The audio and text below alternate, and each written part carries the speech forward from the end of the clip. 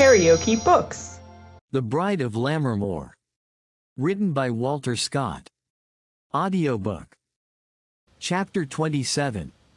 Why, now I have Dame Fortune by the forelock. And if she escapes my grasp, the fault is mine. He that hath buffeted with stern adversity best knows the shape his course to favoring breezes. Old play. Our travellers reach Edinburgh without any farther adventure, and the master of Ravenswood, as had been previously settled, took up his abode with his noble friend. In the meantime, the political crisis which had been expected took place, and the Tory party obtained in the Scottish, as in the English, councils of Queen Anne a short-lived ascendancy, of which it is not our business to trace either the cause or consequences. Suffice it to say, that it affected the different political parties according to the nature of their principles. In England, many of the High Church party, with Harley, afterwards Earl of Oxford, at their head, affected to separate their principles from those of the Jacobites, and, on that account, obtained the denomination of whimsicals. The Scottish High Church party, on the contrary, or, as they termed themselves, the Cavaliers, were more consistent, if not so prudent, in their politics, and viewed all the changes now made as preparatory to calling to the throne, upon the Queen's demise, her brother the Chevalier de St. George. Those who had suffered in his service now entertained the most unreasonable hopes, not only of indemnification, but of vengeance upon their political adversaries, while families attached to the Whig interest saw nothing before them but a renewal of the hardships they had undergone during the reigns of Charles II and his brother, and a retaliation of the confiscation which had been inflicted upon the Jacobites during that of King William. But the most alarmed at the change of system was that prudential set of persons, some of whom are found in all governments, but who abound in a provincial administration like that of Scotland during the period, and who are what Cromwell called waiters upon Providence, or, in other words, uniform adherents to the party who are uppermost. Many of these hastened to read their recantation to the Marquis of A. and, as it was easily seen that he took a deep interest in the affairs of his kinsman, the Master of Ravenswood, they were the first to suggest measures for retrieving at least a part of his property, and for restoring him in blood against his father's attainder.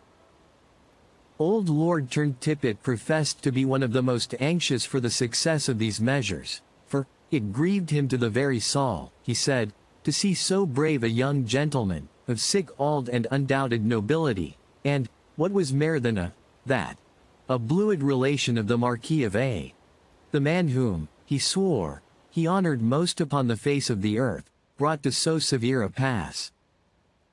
For his ain puir peculiar, as he said, and to contribute something to the rehabilitation of say Auld Anne House, the said Turntippet sent in 3 family pictures lacking the frames, and 6 high-backed chairs, with worked turkey cushions, having the crest of Ravenswood broidered thereon, without charging a penny either of the principal or interest they had cost him, when he bought them, 16 years before, at a roup of the furniture of Lord Ravenswood's lodgings in the Canongate. Much more to Lord Turntippet's dismay than to his surprise, although he affected to feel more of the latter than the former, the Marquis received his gift very dryly, and observed, that his lordship's restitution, if he expected it to be received by the Master of Ravenswood and his friends, must comprehend a pretty large farm, which, having been mortgaged to Turntippet for a very inadequate sum, he had contrived, during the confusion of the family affairs, and by means well understood by the lawyers of that period, to acquire to himself in absolute property.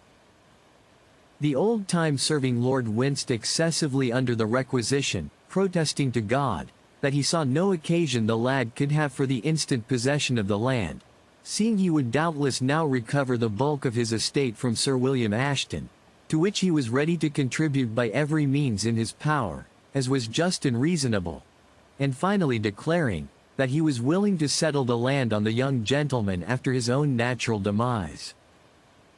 But all these excuses availed nothing, and he was compelled to disgorge the property, on receiving back the sum for which it had been mortgaged. Having no other means of making peace with the higher powers, he returned home sorrowful and malcontent, complaining to his confidants that every mutation or change in the state had hitherto been productive of some SMA advantage to him in his own quiet affairs, but that the present had, pies upon it, cost him one of the best penfeathers o' his wing. Similar measures were threatened against others who had profited by the wreck of the fortune of Ravenswood, and Sir William Ashton, in particular, was menaced with an appeal to the House of Peers, a court of equity, against the judicial sentences, proceeding upon a strict and severe construction of the letter of the law, under which he held the castle and barony of Ravenswood. With him, however, the master, as well for Lucy's sake as on account of the hospitality he had received from him, felt himself under the necessity of proceeding with great candor. He wrote to the late Lord Keeper, for he no longer held that office, stating frankly the engagement which existed between him and Miss Ashton, requesting his permission for their union, and assuring him of his willingness to put the settlement of all matters between them upon such a footing as Sir William himself should think favorable. The same messenger was charged with a letter to Lady Ashton, deprecating any cause of displeasure which the master might unintentionally have given her, enlarging upon his attachment to Miss Ashton, and the length to which it had proceeded, and conjuring the lady, as a Douglas in nature as well as in name, generously to forget ancient prejudices and misunderstandings, and to believe that the family had acquired a friend, and she herself a respectful and attached humble servant, in him who subscribed himself, Edgar, Master of Ravenswood. A third letter Ravenswood addressed to Lucy, and the messenger was instructed to find some secret and secure means of delivering it into her own hands. It contained the strongest protestations of continued affection, and dwelt upon the approaching change of the writer's fortunes, as chiefly valuable by tending to remove the impediments to their union. He related the steps he had taken to overcome the prejudices of her parents, and especially of her mother, and expressed his hope they might prove effectual. If not, he still trusted that his absence from Scotland upon an important and honorable mission might give time for prejudices to die away, while he hoped and trusted Miss Ashton's constancy, on which he had the most implicit reliance, would baffle any effort that might be used to divert her attachment. Much more there was, which, however interesting to the lovers themselves, would afford the reader neither interest nor information. To each of these three letters the Master of Ravenswood received an answer, but by different means of conveyance, and certainly couched in very different styles. Lady Ashton answered his letter by his own messenger, who was not allowed to remain at Ravenswood a moment longer than she was engaged in penning these lines. For the hand of Mr. Ravenswood of Wolf's Crag, these. Sir, unknown, I have received a letter, signed, Edgar, Master of Ravenswood, concerning the writer whereof I am uncertain, seeing that the honors of such a family were forfeited for high treason in the person of Alan, late Lord Ravenswood. Sir, if you shall happen to be the person so subscribing yourself, you will please to know, that I claim the full interest of a parent in Miss Lucy Ashton, which I have disposed of irrevocably in behalf of a worthy person. And, sir, were this otherwise, I would not listen to a proposal from you, or any of your house, seeing their hand has been uniformly held up against the freedom of the subject and the immunities of God's kirk. Sir, it is not a flittering blink of prosperity which can change my constant opinion in this regard, seeing it has been my lot before now, like holy David, to see the wicked great in power and flourishing like a green bay tree. Nevertheless I passed, and they were not, and the place thereof knew them no more. Wishing you to lay these things to your heart for your own sake, so far as they may concern you, I pray you to take no farther notice of her who desires to remain your unknown servant. Margaret Douglas. Otherwise Ashton.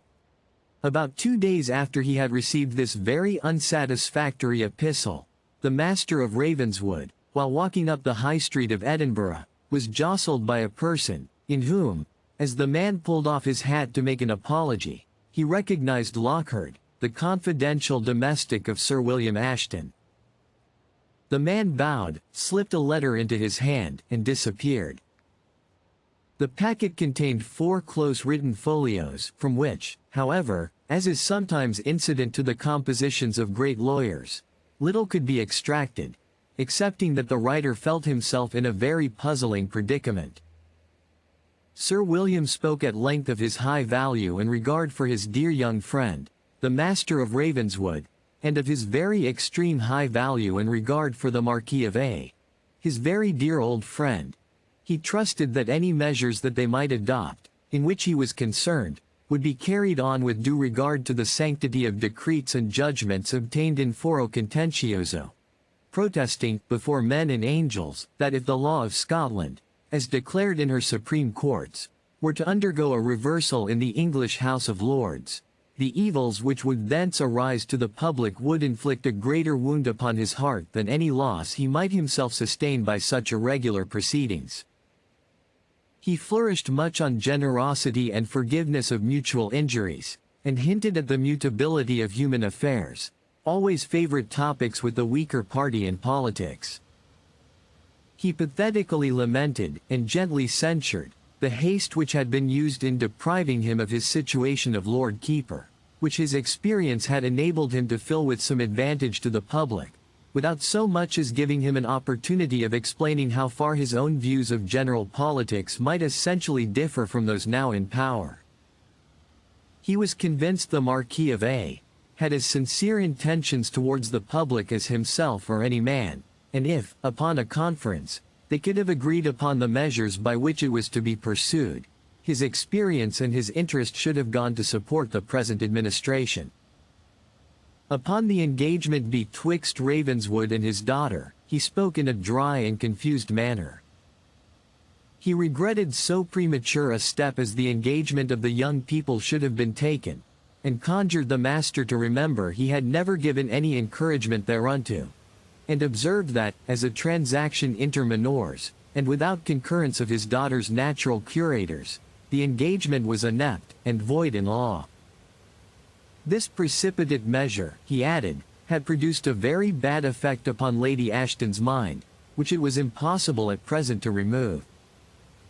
Her son, Colonel Douglas Ashton, had embraced her prejudices in the fullest extent, and it was impossible for Sir William to adopt a course disagreeable to them without a fatal and irreconcilable breach in his family, which was not at present to be thought of. Time, the great physician, he hoped, would mend all. In a postscript, Sir William said something more explicitly, which seemed to intimate that, rather than the law of Scotland should sustain a severe wound through his sides, by a reversal of the judgment of her supreme courts, in the case of the barony of Ravenswood, through the intervention of what, with all submission, he must term a foreign court of appeal, he himself would extrajudicially consent to considerable sacrifices. From Lucy Ashton, by some unknown conveyance, the master received the following lines. I received yours, but it was at the utmost risk. Do not attempt to write again till better times. I am sore beset, but I will be true to my word, while the exercise of my reason is vouchsafed to me. That you are happy and prosperous is some consolation, and my situation requires it all. The note was signed, L.A. This letter filled Ravenswood with the most lively alarm. He made many attempts, notwithstanding her prohibition, to convey letters to Miss Ashton, and even to obtain an interview, but his plans were frustrated, and he had only the mortification to learn that anxious and effectual precautions had been taken to prevent the possibility of their correspondence. The master was the more distressed by these circumstances, as it became impossible to delay his departure from Scotland, upon the important mission which had been confided to him. Before his departure, he put Sir William Ashton's letter into the hands of the Marquis of A., who observed with a smile, that Sir William's day of grace was past, and that he had now to learn which side of the hedge the sun had got to. It was with the greatest difficulty that Ravenswood extorted from the Marquis a promise that he would compromise the proceedings in Parliament, providing Sir William should be disposed to acquiesce in a union between him and Lucy Ashton. I would hardly, said the Marquis, consent to your throwing away your birthright in this manner, were I not perfectly confident that Lady Ashton, or Lady Douglas, or whatever she calls herself, will, as Scotchmen say, keep her threep, and that her husband dares not contradict her. But yet, said the master, I trust your lordship will consider my engagement as sacred. Believe my word of honor, said the Marquis, I would be a friend even to your follies, and having thus told you my opinion, I will endeavor, as occasion offers, to serve you according to your own. The master of Ravenswood could but thank his generous kinsman and patron, and leave him full power to act in all his affairs. He departed from Scotland upon his mission, which, it was supposed, might detain him upon the continent for some months. If you liked what you heard, please subscribe to the channel.